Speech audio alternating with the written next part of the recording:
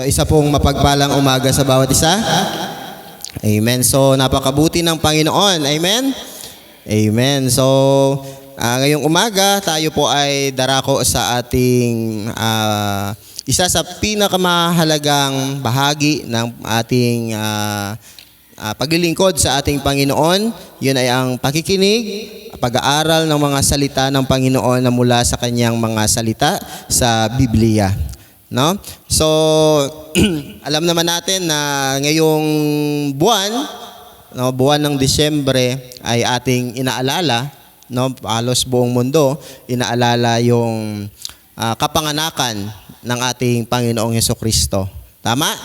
At itong buwan na ito ay sinasabing seasons of seasons of love. Ayan, seasons of love. Bakit? Dahil mayroong handaan ba? Mayroong regalo. Yan ba yun? Mayroong aginaldo. Yan, di ba?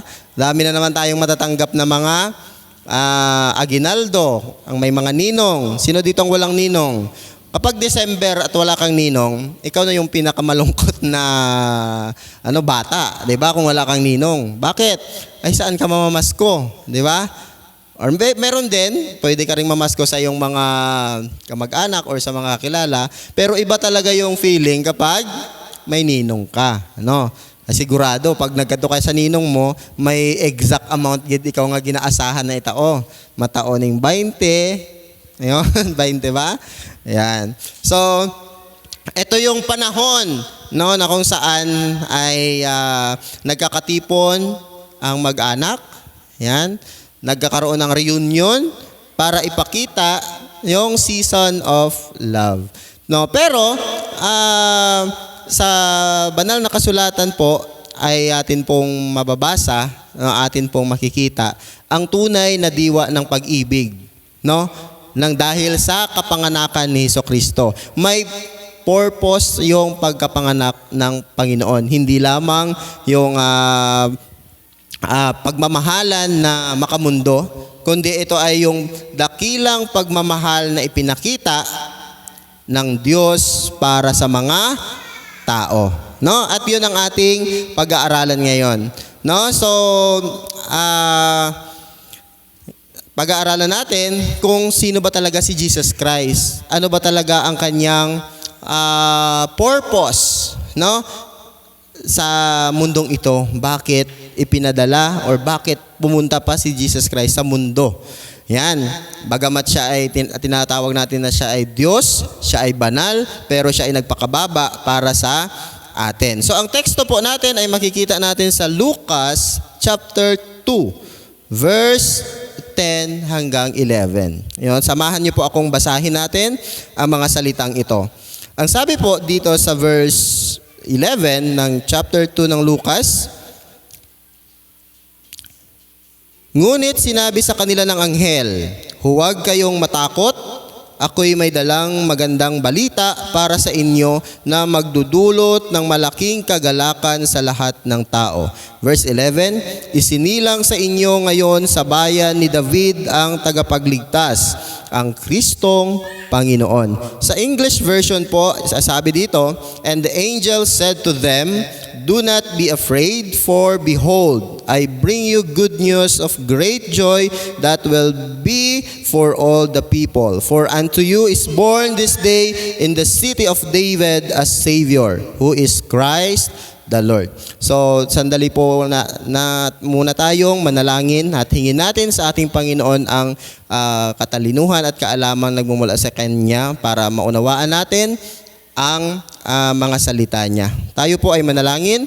Ama naming Diyos na banal at dakila sa lahat, nagpapasalamat po kami, Panginoon, sa inyong mga salita, Lord God, na nahayag sa aming kalagitnaan, Panginoon. Salamat, Panginoon, sapagkat tunay na Ikaw ay tapat at dakila, Panginoon. At alam namin, Panginoon, na mga salitang ito ay inyo pong ipapaunawa sa amin ng lubusan. Tulungan mo, Lord, ang bawat isa sa amin na kami, Panginoon, ay magkaroon ng atensyon, Panginoon, para ito ay pakinggan, para ito ay namnamin at unawain sa aming mga puso at kaisipan, Panginoon, ang mga mensaheng ito. Lord God, tulungan mo din ako, Panginoon, na magdadala ng mga salitang ito na ikaw ang siya pong magningning, Panginoong Diyos, ikaw ang makita, hindi po ako, Panginoon. Lord, I pray that your cross ay siya po ang mahayag, Panginoong Diyos, siya po ang makita, Panginoon, at ang karangalan ay sa inyo lamang, Panginoon. Lord, pagpalain mo ang bawat isa sa amin na ngayong umaga ay kami po, Panginoon, ay mag-aaral ng mga salitang ito. Lord God, winawasak namin ang mga gawa ng kaaway sa kalagitnaan namin. In the mighty name of Jesus Christ, Amen. Ayan. So, dito po sa text natin sa Lucas, no, makikita natin dito, no, kung babasahin natin ang pinaka-konteksto nito, ito yung panahon na kung saan mayroong mga pastol na papastol sa kabukiran. Tama? No? At nung gabi na yon, no, ay nagpakita sa kanila yung anghel ng Diyos. At mayroong magandang balita na sinabi sa kanila. No? Kaya nga sinabi dyan, and the angel said to them, sabi doon, do not be afraid. So, huwag kayong matakot kasi 'di ba, kapag ikaw ba naman nagpakita sa gabi, 'di ba, may biglang nagpakita sa iyo pag gabi, ay anong pinakaunang magiging reaksyon natin, 'di ba? Posible tayong matakot. Sabi dito, do not be afraid, for behold, I bring you good news of great joy that will be for all the people. Diba? Yun palang anghel na nagpakita sa mga pastol ng panahon na yon, nung gabi na yon, ay may dalang magandang balita na magdudulot ng, anong idudulot niya? Kagalakan, no? Malaking kagalakan para sa mga tao. Sabi diyan, for unto you is born this day in the city of David a Savior. Yan. Mayroong pinanganak ng gabi na yon na tagapagligtas sa bayan ni David. Yan. So at ng gabi din na yon, ipinanganak si Jesus Christ. No, pinanganak siya doon sa Bethlehem, sa isang sabsaban, no? At sino yung savior na yon? Ang sabi ng anghel, who is Christ the Lord. Siya yung Kristong Panginoon. Yan. No, okay. So dito po sa teksto natin, mayroon lamang tayong tatlong bibigyan ng diin, no? Tatlong bagay na dapat nating unawain, no, at bigyan ng pansin sa tekstong ito. Una po ay yung proclamation, no, or yung pahayag. Ano ba yung proclamation? Ano ba yung pahayag ng anghel? No, bibigyan natin yun ng diin or kahulugan. Ayan. And another, pangalawa is yung identity. No, identity nung ipinanganak. Kasi masabi doon ng anghel, mayroong ipinanganak na tagapagligtas. No, what is the identity or the true identity of that child? No, na sinasabi ng anghel na savior. At ang pang-apat is the miracle. Yan, mayroong milagro doon sa kapanganakan ng ating tagapagligtas. Okay, tatlong bagay. Proclamation, ibig sabihin, pahayag. Ano ba yung good news? Ano yung pahayag ng anghel? Tungkol saan? Pangalawa is the identity. At ang pangatlo ay the miracle. Ayan, tatlong bagay po. Una, ang unang bagay na makikita natin doon ay yung proclamation. Actually, that is a great proclamation coming from the angel of God. Yan, di ba? Ano ba yung great proclamation ng angel of God? Yung, sabi doon sa ating verse, do not be afraid, for behold, I bring you good news of great joy. So yung great proclamation dyan is yung the good news of great joy, o yung mabuting balita. Ayan, mabuting balita na magdudulot ng kagalakan sa buong mundo. Ayan, akalain mo, di ba? Isang kapanganakan ng isang bata pero magdudulot ng malaking kagalakan sa buong mundo. Di ba? Minsan may mga bata na sa halip ay magdulot ng kagalakan, pero naging isa pang pasanin para sa isang magulang or para sa isang tao. Tama? May mga bagay na ganon. No, kung ang ibang mga magulang, no, yung pagpanganak sa kanila ng kanilang mga anak ay nagbibigay ng ibang kagalakan sa kanila, pero may mga tao din, no? Wala pa nga napapaunga na oo nga ang baby nasa loob pa lang ng tiyan, gusto nang palaglag. Bakit? Burden, problema. Tama? No? Pero itong bata na ito na ipinanganak, it will cause great joy for all. 'Di ba? Sa lahat ng tao mismo. Tama? Even sa ating panahon ngayon, it brings great joy sa buhay natin, sa lahat ng tao. 'Di ba? From generation to generation, nagbibigay siya ng malaking kagalakan. Kasi nga, ang ipinanganak ay hindi isang ordinaryong bata. Hindi siya ordinaryong bata, kundi ang sabi ng anghel, ito daw ay a savior. 'Di ba? Siya ay tagapagligtas. Sino yung tagapagligtas na 'yon? Christ. Yung Kristong tagapagligtas. Christ the Lord, no? Yung Kristong tagapagligtas. So sa ating mundo, ang dami-daming mga nangyayaring hindi mabuti. Sabihin na natin masama, no? Kasi nasa hula naman ng Biblia na ang mundo natin ay pasama ng pasama. No? Ang mga mabuti ay magpapakabuti at ang mga masama ay magpapakasama. Tama?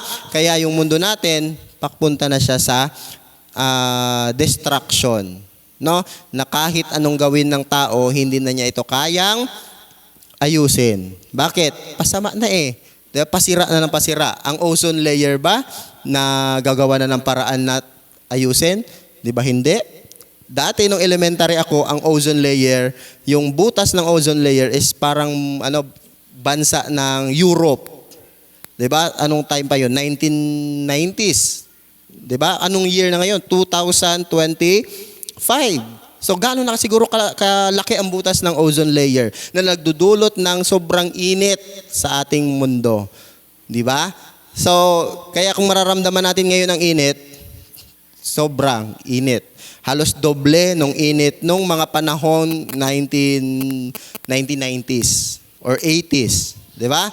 So talagang pasama na, no? Ang mundo natin ay nasa trouble and uncertainty. Pero ano ang sagot? Ang sagot diyan ay the birth of Jesus. Tama? Kasi nga pasama na eh. Kumbaga may problema na sa mundo. Kaya kailangan ng tinatawag na antidote, no? Sa mga vaccine mayroon tinatawag na antidote. At ang antidote ng mundo ay si Kristo. Tama? Kaya kapag wala kang Kristo sa buhay mo, sa panahon natin ngayon, kawawa tayo. Bakit? Wala tayong antidote. Wala tayong gamot. Di ba? Ano ang problema sa tao? Kung bakit tayo ay pasama ng pasama? Yung kasalanan natin. Yung kasalanan na minana natin sa ating ninuno na si Eva at si Adan. So ito ay parang sabi ng Biblia, parang kamandag na anong tawag yan? Kumakalat, no? Na hanggang sa panahon natin ngayon ay laganap at kumbaga sobra na grabe na ang kasalanan ng tao ngayon. No, pero isa lang ang solusyon. Si Jesus. Yun ang ipinanganak sa bayan ni David, no? Ang Kristong tagapagligtas. Yan. So, sabi dito, ang proclamation ng anghel, the good news of a great joy. Ano yung good news? Mayroong Kristong ipinanganak at yung Kristo na yon ay yung ating tagapagligtas. Yan. So, pangalawa, joy. Ano ba yung joy? Ano ba ibig sabihin ng joy? Ang joy ay iba sa tinatawag na happiness. Pag happy ka, that is temporary. Tama? Pwedeng gangilit ka, pero malagat-lagat, buko na. Di ba?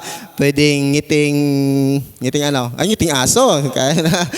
Pwede daw ngiting kabayo ka. Oh, di ba? Ngiting aso. Minsan, ang pagiging happy is my limitation. Tama, no?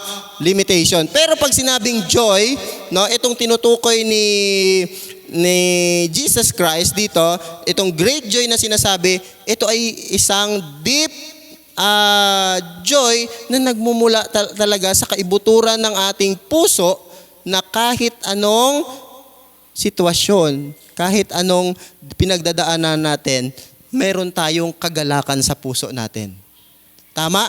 We have peace, no? Mayroon tayong kapayapaan sa buhay natin na tayo ay binigyan ng happiness ng Panginoon, no? Hindi siya temporary na kumbaga base lang sa mga circumstances na nararanasan natin. Kapag maganda ang sitwasyon, we are happy, pero pag hindi, we are sad. That is not joy, no? Ang joy is yung malalim na pagkaramdam natin ng kagalakan sa Panginoon, no? Kumbaga, rooted na happiness sa Panginoon, no? Siyempre, ito ang joy na ito ay naka-abide dito sa kalooban ng Panginoon. No, kapag hindi kalooban ng Panginoon, yung joy na nararamdaman natin, of course, yan ay magiging temporary. That is happiness lang. No? Pero yung joy, kapag naranasan natin sa buhay natin, that is permanent. No? Yan ay mararanasan natin anuman ang mga circumstances na pinagdadaanan natin. Yan. So, kaya nga yung good news Kaya siya good news kasi magdudulot siya ng great joy sa buhay natin kapag natanggap natin. Ano pa? Sino yung pwedeng tumanggap ng good news na ito? Yung mga Israel lang ba? Kasi doon ipinanganak sa bayan ni David. Para lang ba ito sa mga taga-Israel? Hindi. Kundi ito ay para sa lahat. This is for all. No? Para sa atin. Maging Hudyo, maging Grego, ang kapanganakan ni Jesus Christ ay para sa ating lahat. Di ba? Ito yung tinatawag na universal message of hope para sa buong mundo. Sabi sa John 3:16, for God so loved the world, 'di ba? The world. Ano yung tinutukoy na world? Israel lang ba 'yon? Amerika lang ba? Pilipinas lang ba? 'Di ba? Hindi. Pag sinabing world, ito ay buong mundo. Lahat ng tao. Hindi rin ibig sabihin na world ay yung planeta. 'Di ba?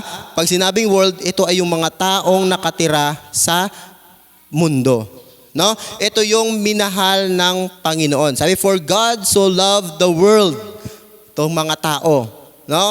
Dahil sa pag-ibig ng Diyos, ibinigay niya ang kanyang bugtong na anak. Kaya nga mayroong isinilang na bata sa bayan ni David. Sino yon? Yung Kristong Panginoon. At ito yun yung sinasabi sa John 3 verse 16 na ibinigay ng Diyos Ama para sa buong mundo, para ipakita yung kanyang dakilang pagmamahal. Amen? No? So the good news of great joy is Jesus Christ. Si Kristo, 'di ba? Ito yung kapanganakan niya, no, ang magbibigay sa atin ng kagalakan. Kasi nga mayroong ipinanganak na Kristong Panginoon ng ating mga buhay. Okay, pangalawa, yan, the identity. Sino ba itong ipinanganak? Diba? Sino ba itong Kristong Panginoon? Bakit siya tinawag na tagapagligtas? Bakit siya tinawag na Kristo? Bakit siya tinawag na Panginoon? So, the identity of Jesus Christ ay tatlong bagay. No? He is the Savior, He is the Christ, and He is the Lord. No? Siya ay Savior, tagapagligtas, siya ay Kristo, at siya ay Lord or Panginoon. Di ba? Minsan, hindi natin kilala ang Kristong tinanggap natin. Akala natin, ang tinanggap lang natin is, Savior. Tama? Ay, niligtas na ako ng Panginoon. Okay na, safe na ako. Tama? Pero hindi natin tinanggap as Lord. Di ba? Hindi natin tinanggap as Lord. Bakit? Kasi kung tinanggap natin na Lord si Jesus Christ sa buhay natin, sino na ngayon ang magiging Panginoon natin? Si Jesus Christ. Kung siya ang magiging Panginoon natin, sino ang masusunod sa buhay natin? Si ako. Si ako ba? Hindi. 'Di ba? Si Kristo kasi siya na ang Panginoon mo. Siya na ang boss mo. Kaya kung ano ang sasabihin niya, ano ang kalooban niya, yun ang dapat na sundin natin. Tama? So we have to accept Jesus Christ not only as a Savior, but we have to accept Him as our Lord. Amen? No, kung sinasabi natin na He is our Lord of our life, sundin natin siya. Kasi if we are confessing that He is our Lord, pero hindi siya ang nasusunod sa buhay natin, hindi siya ang Panginoon mo. Simple lang yon, tama? Kung sino ang nasusunod sa buhay natin, siya ang Panginoon natin. Amen? At kadalasan, ang nasusunod sa buhay natin ay ang ating sarili. Tama? No? Kaya sabi ng Bible, supilin mo ang iyong sarili. Di ba? It's, ang sarili natin yung nakaaway worst enemy natin. Hindi yung dyablo, kundi ang sarili mismo natin na ini-impluwensya ng dyablo. No, mahirap na kalaban ang sarili kasi minsan hindi rin natin kilala ang ating sarili. Kilala na ba natin ang sarili natin? O minsan, gamay tayo, hindi. Basta pag ginambay kong hindi. Pero pag yara na sitwasyon, sige na lang, okay na. O, di ba? Minsan, akala natin, kilala natin ang ating sarili. Pero minsan, hindi pala natin kilala. Okay, 3, He is a Savior. Yan. Siya ay tagapagligtas. Di ba? Kaya sinabi kanina, He is the antidote to the problem. Anong problem? Sin. Siya yung magiging solusyon. Tama? Kaya tayong mga tao, dahil makasalanan tayo, pupunta tayo sa kapahamakan. Tama? Romans 6:23. For the wages of sin is death. Tama? So lahat tayo makasalanan. Kahit nga yung mga grade 1, 'di ba? Or yung mga tawag dito mga bata pa, meron silang kasalanan. No, pero kumbaga, ang kailangan natin dito ay Savior, yung antidote. No. So, ang sabi diyan, He is our Savior. He is our Savior. Yung pinaka-purpose ni Jesus Christ is to save us from eternal nakapahamakan. 'Di ba? So, yun ang primary purpose ng ating Panginoon. Sabi sa Matthew verse 1 verse 21, She will bear a son and you shall call his name, for he will save his people from their sins. 'Di ba?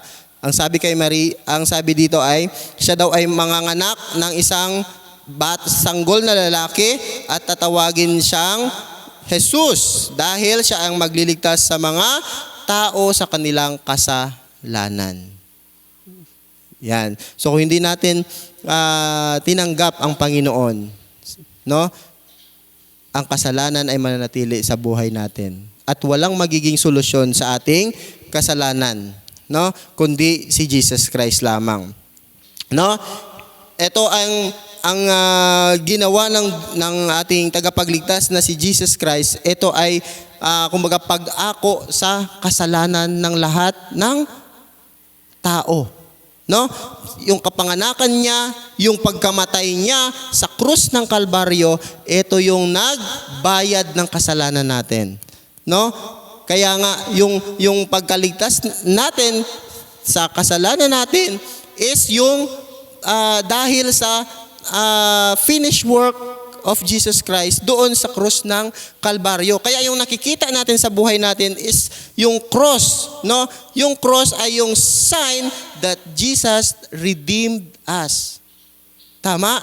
'Di ba? So nakikita natin 'yon sa buhay natin na ang cross ay isang patunay na naligtas tayo. Hindi dahil sa gawa natin, kundi dahil sa gawa ni Kristo. Yan. He is our Savior. We cannot save by our own work, but by the work of Jesus Christ only. No? Ephesians 2 verse 8 to 9. 'Di ba? Ang kaligtasan natin ay sa pamamagitan ng biyaya at grasya ng Panginoon. Okay? So pangalawa, na identity ni Jesus Christ, He is Christ. Sino yung Christ? The Messiah. No? Ano ba itong Messiah? Ano ba yung tinatawag na Messiah? Sa panahon nila noon, pag sinabing Messiah, He is the anointed one or yung pinili. Yan. Pinili na magiging tagapagligtas. Yan. He is the Messiah. Pag sinabing Christ, He is the Messiah. Amen? No? Ito yung hari na ipinangako, no, ng Old Testament prophets para sa mga Israelita. Tama? And sa panahon din natin ngayon, siya yung hari ng buhay natin. Kaya nga Panginoon, di ba? Yung Christ is, pag sinabing Messiah is the anointed one. So sabi sa prophecy pa lang ng kanyang pagkapanganak sa Micah chapter 5 verse 2, "But you, O Bethlehem Ephratah, you are too little to be among the clans of Judah. From you shall come forth for me one who is to be ruler in Israel, whose coming forth is from of old but ancient days." 'Di ba? Sa Old Testament pa lang ipinangako na si Jesus Christ, no, na ipagkakaloob or siya ay darating sa mga Israelita para maging tagapagligtas. Kumbaga from the very start, Jesus Christ was anointed, no? Siya ay pinili na para maging tagapagligtas ng bayan ng Israel, no? So kumbaga pag sinabi natin Christ, wala nang ibang magiging daan. Kaya nga John 14:6, 'di ba? Ang sabi ni Jesus, "I am the way, the truth and the life." Wala nang ibang daan kasi siya lang ang pinili. Siya lang ang sinasabing anointed one. No? Wala nang ibang mga tao pa na pwedeng maging appointed. No? Ang iba appointed na dako, no. Pero hindi iyon totoo kasi isa lang ang pinili ng Diyos para sa ating mga tao, kundi si Kristo. No? Kaya nga tinawag siyang Kristo because He is our Messiah, the anointed one. Amen? At pangatlo na tayo. He is the Lord. Una, He is the Savior. Pangalawa, He is the Christ. Pangatlo, He is the Lord. Siya ang ating Panginoon. He is our master. Siya ang boss. No, hindi tayo. No, He is our Lord. No? Pag sinabing Lord, pag sinabing Panginoon, parang ano siya kumbaga in terms of level, kapantay siya, no, ng Diyos. No? Pag sinabing Panginoon, siya yung ating pinaka highest authority. No, kagaya ng Diyos Ama, no? Kumbaga, pag sinabing Panginoon, He is not just a prophet or a good man, but He is God Himself. Hindi lang siya propeta, hindi lang siya yung sikat na tao, kundi siya ay Diyos. 'Di ba? Siya mismo ay Diyos.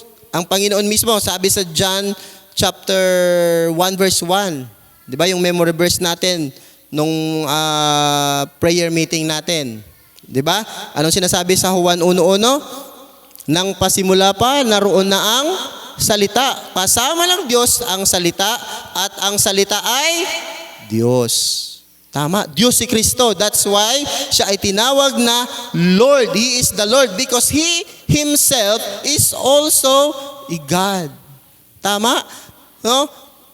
From the beginning, the Word. No? Sino yung Word? Pag binasa natin yon sa verse, John chapter 1 verse 14, mabibigyang linaw or marireveal kung sino yung Word na yon. Sabi doon sa 1 John 1 verse 14, ang sabi doon, siya ay nanirahan sa piling natin. Puspos ng kagalakan. Yan, di ba?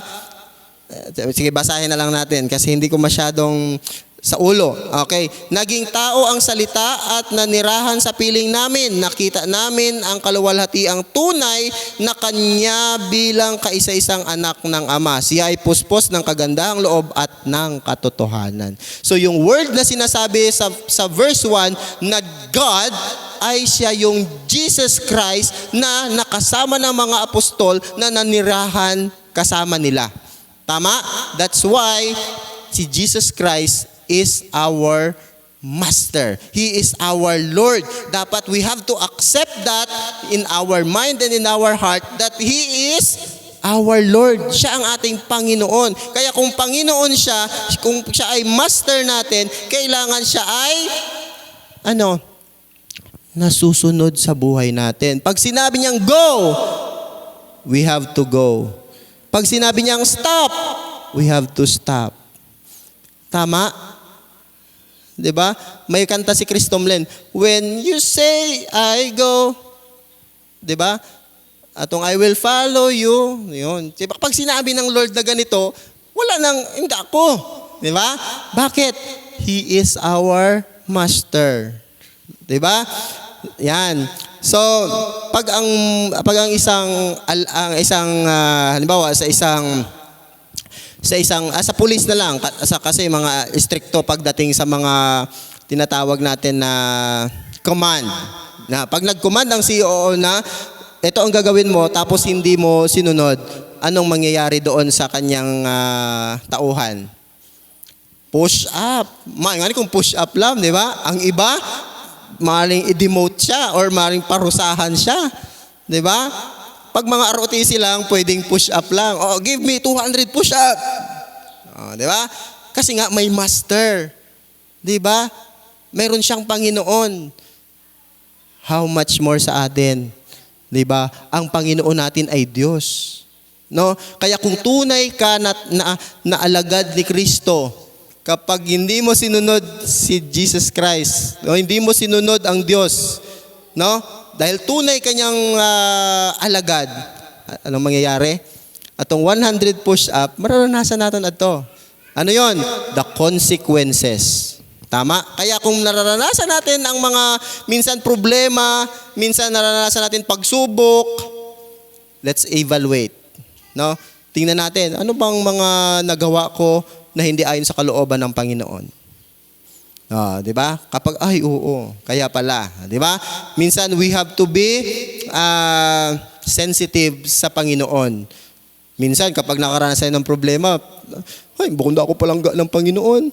Di ba? Akala lang kasi natin that Jesus is God of grace ay okay na ang buhay natin. Simple-simple lang ang buhay natin. No. Di ba? Mayroong consequences yung ating mga actions na ginagawa. Di ba? Sa secular, may tinatawag tayong karma. May bad and good karma. Kapag good ang ginawa mo, may good karma. Pag bad, may bad karma. Pero sa atin bilang mga Kristiyano, kapag mabuti ang gawa mo, mabuti rin ang consequence na babalik sa'yo. Pero pag masama, of course, masama din ang magiging consequences dito. Amen? Amen. So, that is the real identity of Jesus Christ. Kaya nga tinawag, Lord Jesus Christ. Tatlo. Lord, Panginoon. Jesus, Savior. Christ, Anointed One or Messiah. Diba? Sa pangalan pa lamang ng Panginoon, halos nandun na ang Trinity or yung tatlong kapahayagan ng Panginoon. The Lord, no? Diyos, Jesus, the Savior, the man, and the Christ, the Anointed One. 'Di ba? Siya yung pinili ng Panginoon. No? So, we have to accept that. Mga kapatid, kailangan nating i-accept si Jesus Christ ng buong puso at pag-iisip. 'Di ba? Buong lakas na siya ang ating Panginoon, siya ang Kristo, at siya ang ating tagapagligtas ng ating buhay. At pangatlo, panghuli. Yan. Pangatlo, the miracle. Ano yung miracle sa birth ni Jesus Christ? Mayroon bang milagro doon? Mayroon bang kakaiba?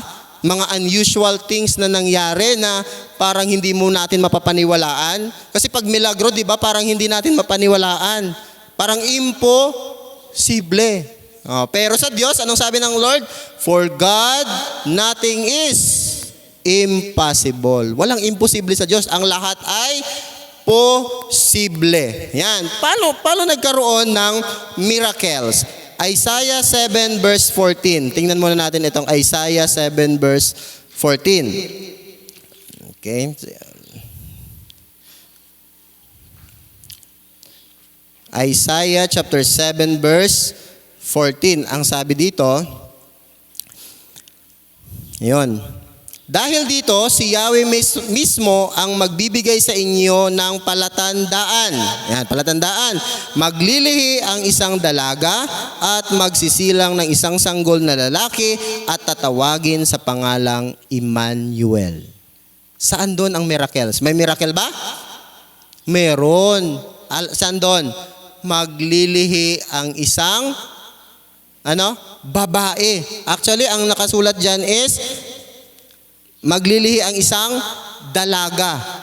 Posible ba yon? Sa panahon natin ngayon, posible ba maglihi ang isang dalaga?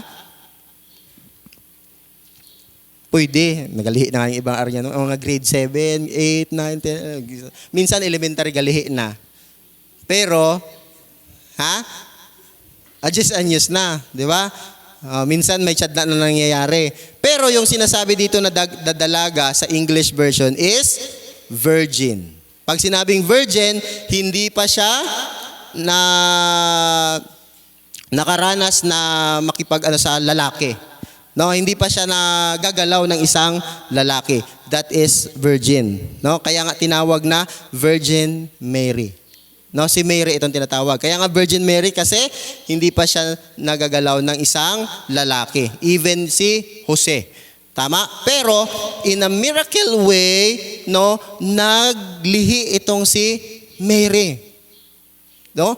Miracle talaga 'yon kasi nga naglihi siya, hindi siya nagalaw ng isang lalaki. Pero ano yung paglihi niya sa pamamagitan ng Espiritu. No? Ang Espiritu ng Panginoon yung nag-cause para siya ay maglihi ng isang bata, no? So the miracle there is yung kung paano siya naglihi, 'di ba? Imposible 'yon. Kaya kumbaga ito ay katuparan ng hula ni Propeta Isaias sa kay Jesus Christ that a virgin will conceive. Mag-conceive yung isang dalaga. No? So, ang sabi diyan, magsisilang ng isang sanggol na lalaki at tatawagin sa pangalang Emmanuel. Yan. Kaya ang daming mga pangalan ngayon, Emmanuel. Ibig sabihin ay, God is with us. Tama, no? So, every time we encounter the word Emmanuel, that is a reminder na ang Diyos ay nasa atin.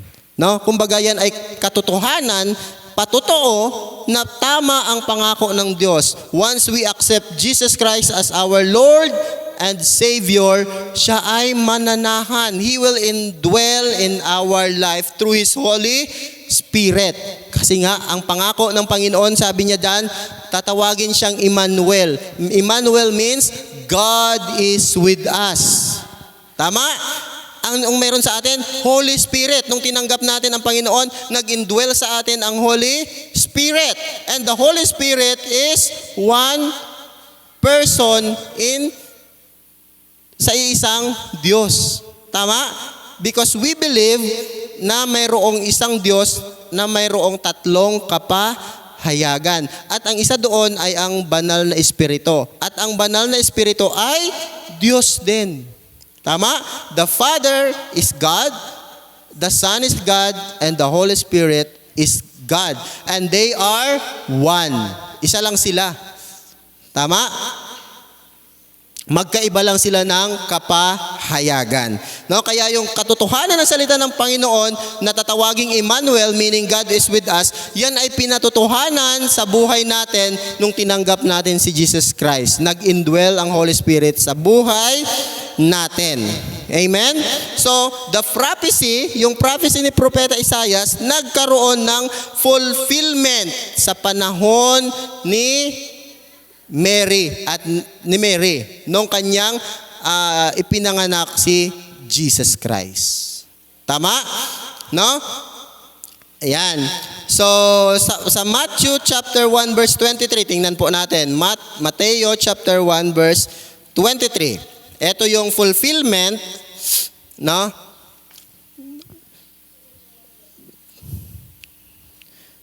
1 verse 23, sabi dyan, maglilihi ang isang birhen at magsisilang ng isang sanggol na lalaki at tatawaging Emmanuel. Ang kahulugan nito ay kasama natin ang Diyos. Ito na yung fulfillment. Ito na yung katuparan sa New Testament. From Old Testament prophecy, naging fulfillment in the New Testament. Kasi ang sumulat na ito ay ang kanyang mga alagad, si Matthew, no?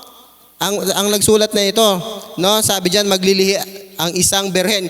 Kung ano yung nakasulat doon sa Old Testament, ito din sa New Testament. Meaning patunay na totoo yung pahayag kay Jesus Christ from the Old Testament, no? At nagkaroon lang siya ng katuparan.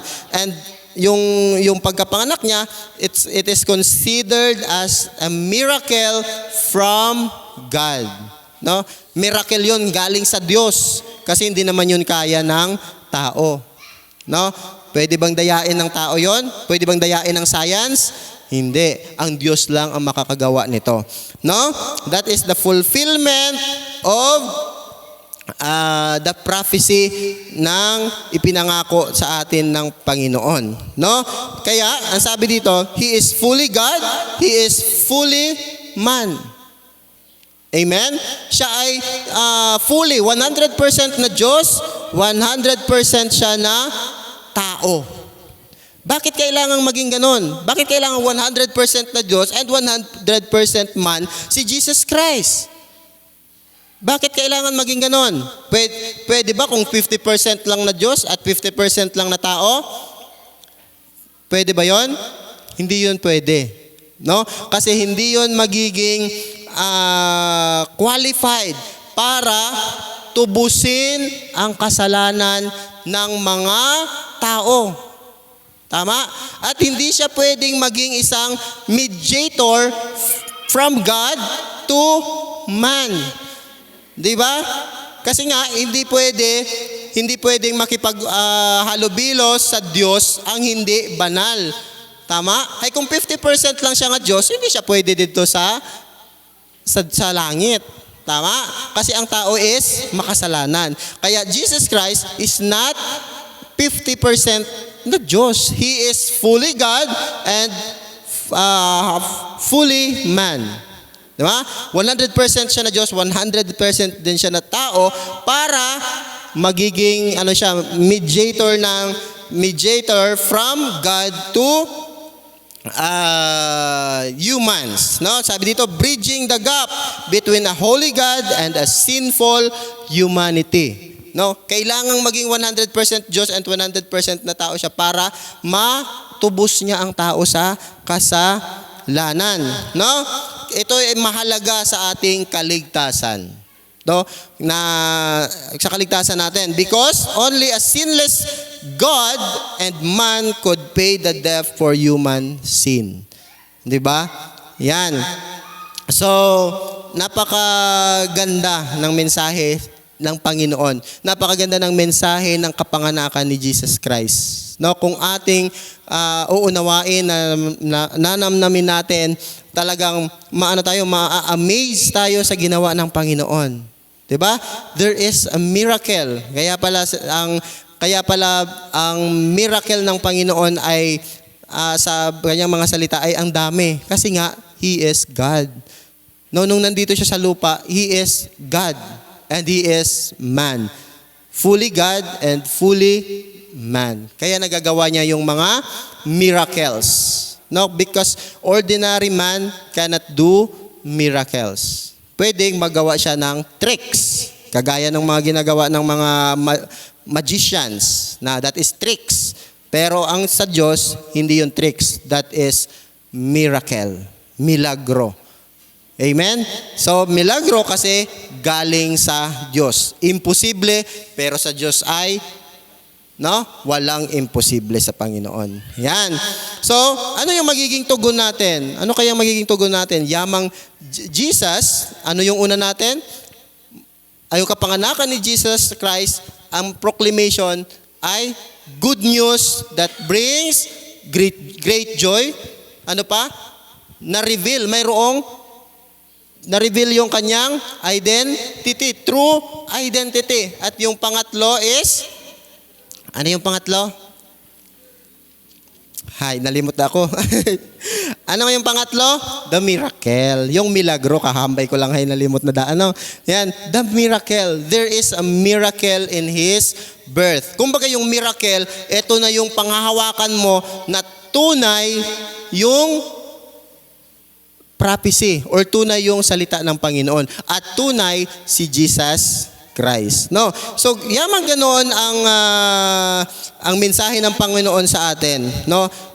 Ano yung magiging tugon natin bilang mga Kristiyano sa panahon natin ngayon? Ano dapat tayo bilang mga Kristiyano? Dahil yun ang pagkakakilala natin sa Panginoon. So, meron din tayo dito dalawang bagay lang, no, na dapat nating gawin, no, or maging response natin. Una, Jesus Christ as a gift. Si Jesus ay regalo. Tama? Actually, hindi natin binayaran. Tama, libre lang. No? Libre lang si Jesus Christ sa buhay natin. So, siya ay isang regalo. So, anong gagawin natin? We have to recognize the gift, acknowledge that Jesus is our Savior, He is our Christ, and He is our Lord. Tama? Ito yung dapat maging tugon natin. No, i-recognize natin that Jesus is our Savior, your Savior. Jesus is our, Christ, or the Anointed One, and He is our Lord. Tatlong bagay, no, na dapat nating ma-recognize kay Jesus Christ. Na siya ang ating tagapagligtas, siya yung pinili para sa atin, at ang pangatlo, siya ay ang ating Panginoon. He is our Master. At ang pangalawa, tanggapin natin ang regalo. No? Minsan, ito ang binibigay na sa atin ng libre, ayaw pa natin. Tama? No? So, ito dapat, let's receive the gift. No? We must be born in you through faith. Kagaya ng sinasabi ng Ephesians 2 verse 8 to 9, no? That we are saved by grace through faith. Tama? Biyaya lang ang kaligtasan sa atin ng Panginoon, pero ito ay sa pamamagitan ng pananampalataya natin. Kanino? Kay Kristo. No? Hindi rin natin marireceive ang gift na ito kung hindi natin mismo kilala. We do not recognize who is God. No? Kasi pwede rin tayong tumanggap. Ito yung nakakatakot kasi minsan kapag mali ang pagtanggap natin kay Kristo. Minsan ang tinanggap lang natin kay Jesus that He is our Savior. But we do not receive Him or we do not accept Him as our Lord. Amen? Kailangan we accept Jesus as our Savior and Lord. Tama? Kailangan tanggapin natin si Jesus Christ bilang tagapagligtas at Panginoon ng ating buhay. Tama, no? Kasi si Jesus Christ, no, kapag siya ang Panginoon, siya na yung masusunod sa atin. Kasi nga, 'di ba, example yung baptism. Ano bang sinisimbolo ng baptism? Dying from old sins. And sa pag-ahon natin sa tubig, that is symbolizing that we are a new creation. 'Di ba? Bago na. Pag new creation ka na, hindi ka na yung dating alipin ng iyong kasalanan or alipin ng sarili. Kundi ikaw ngayon sa pagbangon mo, alipin ka na ni Kristo. Ikaw na ay alagad ni Jesus Christ. Siya na ang Panginoon mo, kaya siya na dapat ang nasusunod sa buhay natin. No? Kaya sana mga kapatid, bilang tayo ay mga we are confessing that we are saved by grace through faith, no? Tayo ay iniligtas ng Panginoon. We are born again, no? Sana ma-recognize natin sa buhay natin yung tinanggap natin na Kristo ay hindi lang siya Savior of our life. Sana we recognize Him as our Lord, as our Master. Amen? Kapag si Jesus Christ ay nakilala natin as Lord ng buhay natin, unang-una na makikita sa buhay natin is respect. Pangalawa, discipline.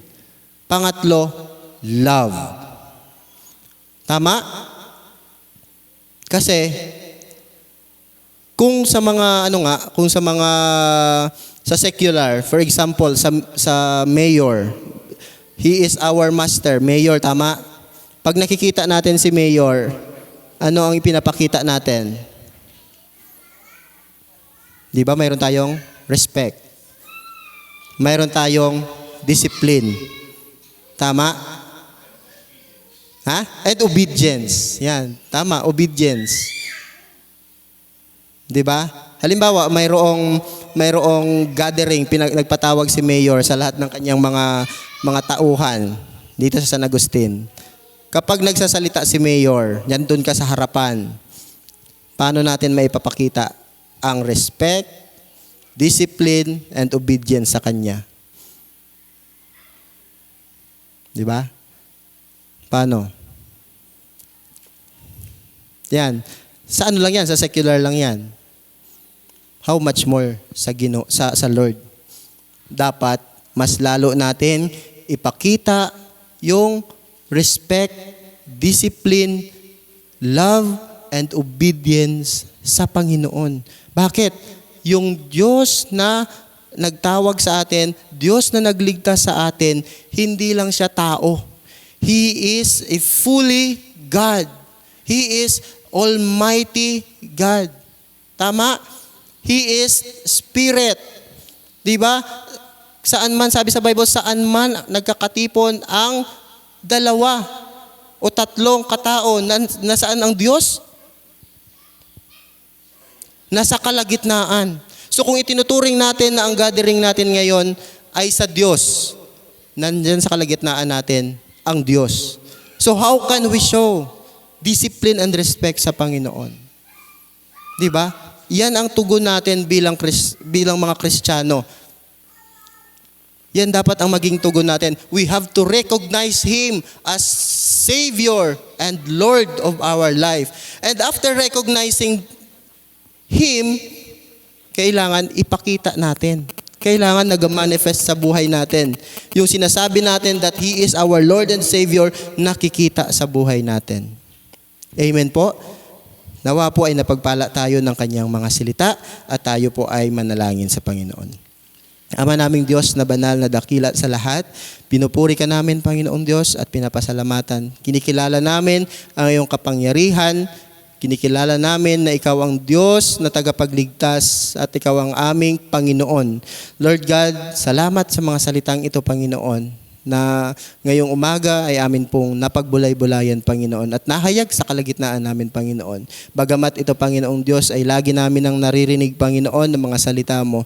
Lord, salamat sa pagpapaunawa mo sa amin ngayong umaga, Panginoon, at pagbibigay, Panginoon, ng kahalagahan sa kung anong identity mayroon ka, Panginoong Diyos. Lord, help us, Father God, to recognize you as our Lord and our Savior, not only as a Savior, but as a Lord of our life, Panginoon. Father, tulungan mo kami, Panginoon, na maunawaan ito, Panginoong Diyos, at maipakita namin, Panginoon, sa inyo na ikaw talaga ang aming Master, Panginoon. Ikaw talaga ang aming Panginoon.